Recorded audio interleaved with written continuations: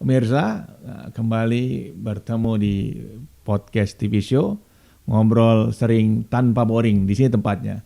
Kita kembali membahas Bung Eko terkait dengan kemana mahasiswa. Ternyata budaya mahasiswa bergeser. Ya. Kalau bergeser ke arah yang baik, ya kita bersyukur sebagai bangsa ya. Tapi ternyata bergeser kepada hal yang negatif ini. Berpengaruh pasti dengan masa depan Indonesia. Pasti itu, Mas.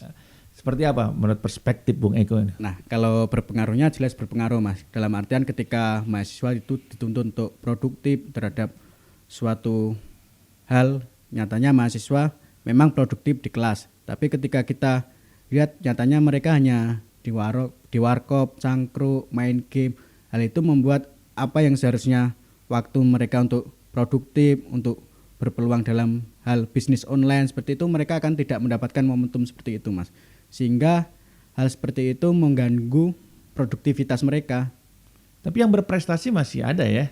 Nah, misalnya kan banyak lomba-lomba di tengah mahasiswa tuh, baik yang akademik, perminatan, olahraga itu kita masih menyaksikan banyak yang masih mengikut lomba-lomba itu ya. Iya. Maksudnya yang berprestasi juga ada ya. Ada. Tapi yang mayoritas yang tidak peduli. Iya, mayoritas hanya sekedar kuliah pulang.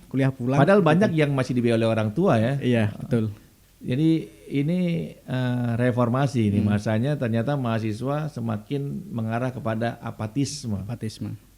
Meskipun ternyata masih ada yang peduli. Kemarin ya tadi sampaikan ternyata masih ada yang aksi gitu, meskipun tidak semuanya gitu. Iya. Itu kenapa kemudian memilih untuk beraksi di lapangan gitu.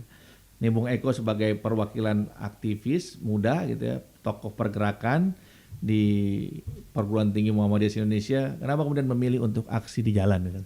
Nah, terkait aksi itu biasa kita panggilan dari hati, Mas, melihat kondisi sosial dan kebijakan pemerintah yang memang kita rasa tidak pro terhadap rakyat. Itu ada kajian ya, Bung Eko? Ada, Mas. Oh, melakukan kajian ya? Iya, betul. Oh, tidak sembarang bicara gitu ya? Iya, tidak asal kita turun nasik, tidak asal kita turun hanya teriak-teriak, tapi kita juga harus memiliki data yang konkret seperti itu. Kita harus mengkaji dalam hal kebijakan ini sangat berefek pada masyarakat atau tidak, kita juga harus mengkajinya seperti itu, Mas. Biar tidak salah langkah ketika di lapangan. Kan banyak dulu waktu demo UU KPK itu ketika ditanya itu kan banyak, kamu demo apa? Tapi nyatanya mereka tidak tahu. Itu yang ditanya STM apa mahasiswa?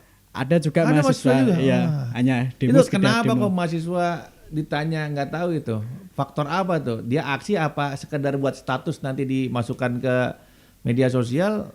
Nah, ternyata nggak berisi gitu. Iya, kalau kita lihat kondisinya memang. Tapi itu ada ya? Ada. Ada ya. Cuma euforia aja. Oh, euforia. Iya. Kebanggaan bahwa dia nih demo gitu ya. Tapi nggak tahu substansinya apa yang sedang diperjuangkan. Waduh. Itu yang repot itu. Itu pun sudah ya dalam kategorisasi yang tidak peduli, masih ada keinginan untuk beraksi ya. Iya. Jadi ini fenomena yang menarik pemirsa, karena disampaikan langsung oleh tokoh pergerakan bahwa mahasiswa hari ini banyak yang tidak peduli. Padahal jelas mahasiswa itu menjadi bagian tidak langsung dari peradaban gitu ya. Ya, betul, Mas. Nah ini Bung Eko ini kan sekarang sudah masuk ke tahap akhir ya, sudah melewati fase semester awal gitu ya. Nah ini cara misalnya masukan untuk pihak penyelenggara kampus, ini harus melakukan apa misalnya? Ini kan mendengar dari mahasiswa nih, melihat fenomena apakah bikin kafe juga di kampus atau belajar sambil ngopi gitu. Seperti apa misalnya? Merubah kebiasaan yang tadi mengarah kepada yang tidak baik tadi.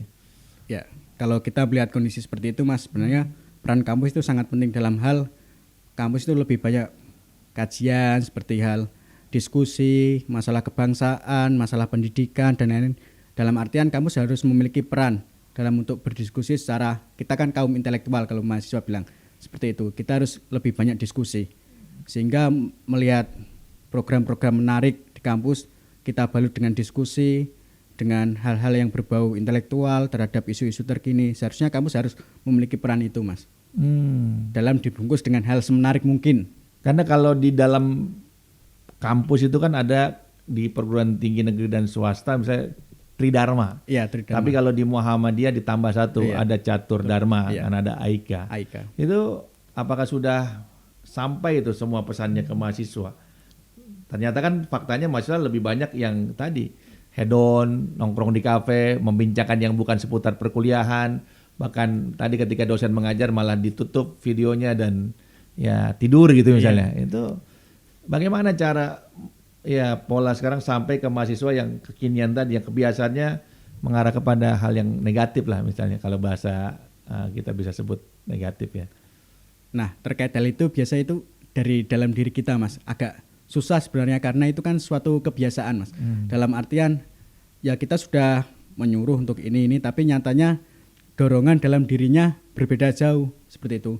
Kita sudah memaksa untuk selalu aktif, peduli dengan kondisi sekitar, tapi nyatanya dalam dirinya masih apatis. Berarti kampus menurut perspektif Bung Eko sudah memberikan yang terbaik. Jadi sudah memberikan sesuatu yang memang sudah on the track ya. Iya. Akademik sudah ada perkuliahan. Iya, betul. Kemudian masalah yang lain kemahasiswaan sudah difasilitasi. Iya, betul. Minat dan bakat juga ada gitu ya. Tapi ini pilihan tinggal di mahasiswa ya? Ya, tinggal kita mahasiswa mau. Karena beda ya siswa dengan mahasiswa ya? Beda, Mas. Dia lebih mandiri untuk menentukan pilihan.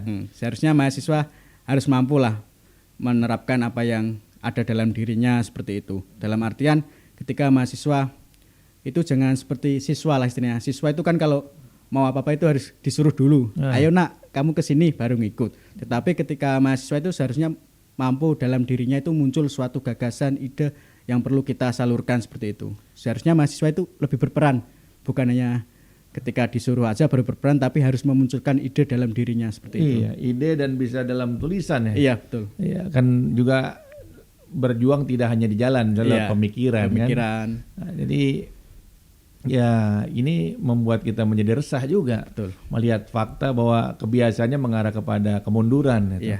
Makanya kita berbincang di sini agar semua pemirsa ini dari misalnya ada dari kampus bisa melihat fenomena ini, karena ini mengkhawatirkan sekali. Karena mahasiswa hari ini pemimpin hari esok kan seperti itu. Betul. Karena mereka punya kesempatan lebih banyak. Karena tidak semua orang di Indonesia ini bisa mengenyam bangku perkuliahan ya. Iya. Harusnya itu disyukuri dengan melakukan yang terbaik gitu ya. Betul. Nah ini bagaimana kemudian, ini kan Bung Eko ini sudah kenapa kemudian terpanggil untuk bisa berperan? Akademik iya, tapi juga aktivitas kemahasiswaan juga jalan gitu. Bagaimana cara membagi waktunya untuk menjadi pemahaman bersama ini pada kita? Kalau dalam hal membagi waktu memang kalau kita agak sulit, Mas. Kita juga di sisi lain harus memprioritaskan akademik, dorongan orang tua untuk segera menyelesaikan kuliah. Tapi di sisi lain kita juga punya beban moral melihat kondisi sekitar seperti itu. Jadi kita harus mengatur waktu sebaik-baiknya. Akademik juga oke, pergerakan juga harus oke seperti itu. Kita harus atur sebaik mungkin. Ketika kita kuliah ya setidaknya kita harus bisa mengikuti pelajaran itu walaupun kita tertinggal dalam mata kuliah tersebut karena aktivitas di luar banyak. Oh, ada yang tertinggal juga ya? Ada. Karena aktivitas. Iya, betul. Oh, itu nggak bisa semuanya terkendalikan itu. Misalnya kuliahnya juga ikut, aktivitas juga jalan, sulit ya untuk. Sulit kalau itu, Mas. Ya bisa tapi ya agak berat sepertinya. Ini suka game nggak Bung Eko? Kalau saya agak suka. Nggak suka ya? Iya. Nah ini ternyata bukan orang kebanyakan ya, bukan mahasiswa kebanyakan. Ternyata tidak suka game, sukanya jadi aktivis ya. Jadi Bung Eko, ini kita perlu dengar juga dari Bung Eko. Ini kan kebiasaan ini yang tadi kemana mahasiswa. Nah kalau perspektif Bung Eko maunya mahasiswa kemana? Kalau kita mahasiswa maunya kita harus membawa perubahan bagi bangsa dan negara. Membawa perubahan bagi bangsa dan negara. Bagaimana perubahan yang dilakukan? Apa kalau bahasa tagline-nya misalnya pernah disebut oleh Ikatan Mahasiswa meluruskan kiblat bangsa misalnya. Nah itu apakah seperti itu? Kalau kita lihat kita harus mampu berperan dalam hal itu, Mas. Dalam artian setidaknya kalau kita memang tidak mampu bergerak secara menyeluruh, bergeraklah di sekitar kita. Seperti di lingkungan keluarga, saudara kita, setidaknya kita menyelesaikan problematika yang terjadi suatu bangsa dengan hal-hal baik, Mas. Memberi contoh kepada kakak, adik, saudara, seperti itu. Di sekitar kita dululah kalau memang kita tidak mampu bergerak secara menyeluruh. Ya baik pemirsa, Nah, kita akan lanjutkan perbincangan ini setelah video klip berikut ini.